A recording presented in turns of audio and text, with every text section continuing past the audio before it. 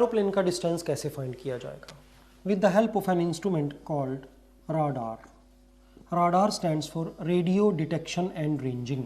Radio waves की help से aeroplane को या किसी फ्लाइंग ऑब्जेक्ट को पहले तो डिटेक्ट करना और दूसरा रेंज करना, उसका डिस्टेंस कितना है ये फाइंड करना. मैंने एक वर्ड यूज़ किया रेडियो वेव्स. ये वर्ड आप बार बार आगे चलकर सुनेंगे. Radio waves, laser, light waves, electromagnetic waves, इन सभी की वेलोसिटी लाइट की वेलोसिटी के इक्वल होती है. इसे हम हमेशा c से रिप्रेजेंट करते हैं और इसकी वैल्यू होती है 3 लाख किलोमीटर पर सेकेंड. 3 × 10⁸ मीटर पर सेकेंड. एक इंस्ट्रूमेंट जिसे हम नॉर्मली राडार ही कहते हैं, उससे इलेक्ट्रोमैग्नेटिक वेव्स को, रेडियो वेव्स को या माइक्रोवेव्स को थ्रो किया जाएगा. सपोज कीजिए यहाँ पर एक एरोप्लेन है. एरोप्लेन से जब ये वेव्स स्ट्राइक करेंगी तो कुछ वेव्स तो एब्जॉर्ब हो जाएंगी, बाकी वेव्स डिफरेंट डायरेक्शंस में रिफ्लेक्ट हो जाएंगी. इन्हीं रिफ्लेक्टेड वेव्स में से कुछ वेव्स वापस हमारे राडार तक पहुंचेंगी. मान लीजिए एरोप्लेन राडार से x डिस्टेंस पर है, तो वेव्स ने जाते समय भी x डिस्टेंस ट्रेवल किया और वापस आते समय भी x डिस्टेंस ट्रेवल किया. Distance of the aeroplane is x, then distance traveled by waves is x while going and x while coming back. The total distance is 2x.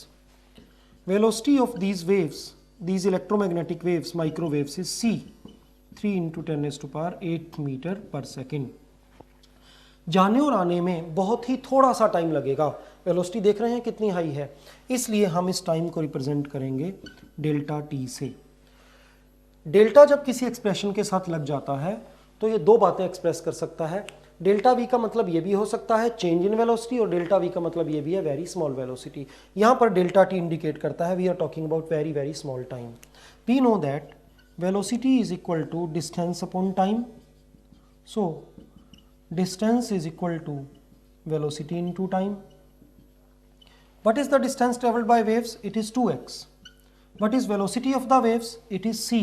And what time they have taken? It is delta t. We get x is equal to c into delta t divided by 2.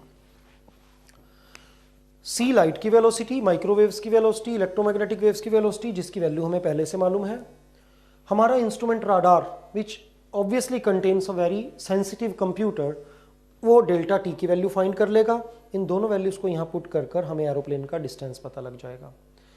अब aeroplane कितनी दूर है ये तो पता लग गया, but aeroplane move कर रहा है किस डायरेक्शन में, हमारी पास आ रहा है, हमसे दूर जा रहा है, किस वेलोसिटी से आ रहा है, इन सभी चीज़ों को हम फाइंड करेंगे डॉपलर इफेक्ट की हेल्प से, जो हम बाद में पढ़ेंगे अगले किसी चैप्टर में.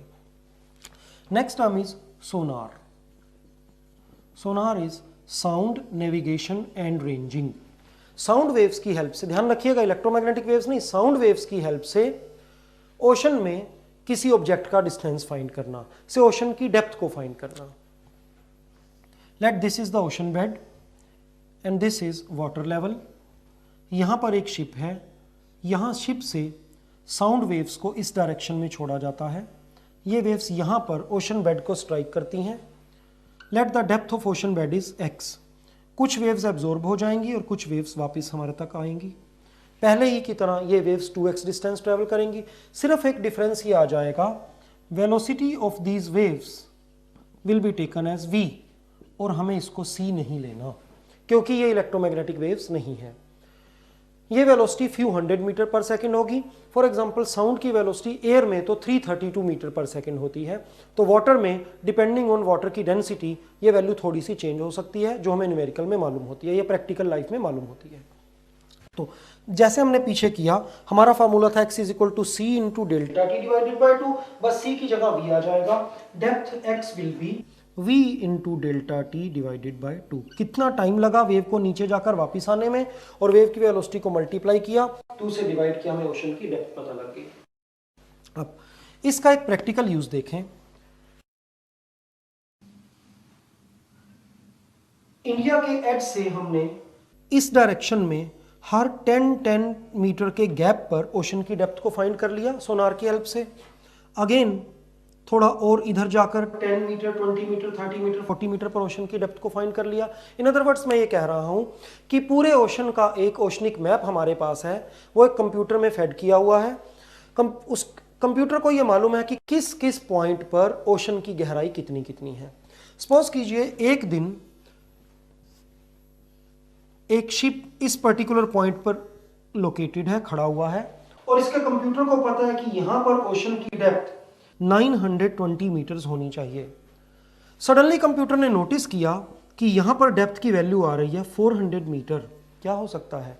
एक एनिमी का सबमरीन हो सकता है नीचे, एक शत्रु की पनडुब्बी हो सकती है। तो क्या करेंगे, इसको फाइंड करेंगे, डिटेक्ट करेंगे कि ये क्या है, और उसके बाद इस पर एक टॉर्पीडो छोड़ा जाएगा जिससे हम इससे बच सकें और ये हमारे को नुकसान ना पहुंचा सके। 11th की फिजिक्स में बहुत बड़ी क्वालिटी है कि इसमें जैसे जैसे हम कुछ पढ़ेंगे, फिजिक्स की कोई डेरिवेशन करेंगे या कोई रिजल्ट निकालेंगे, तो साथ ही साथ प्रैक्टिकल लाइफ की बड़ी इंटरेस्टिंग बातें हमारे को पता चलती जाएंगी। मैं आपको जरूर साथ साथ बताऊंगा।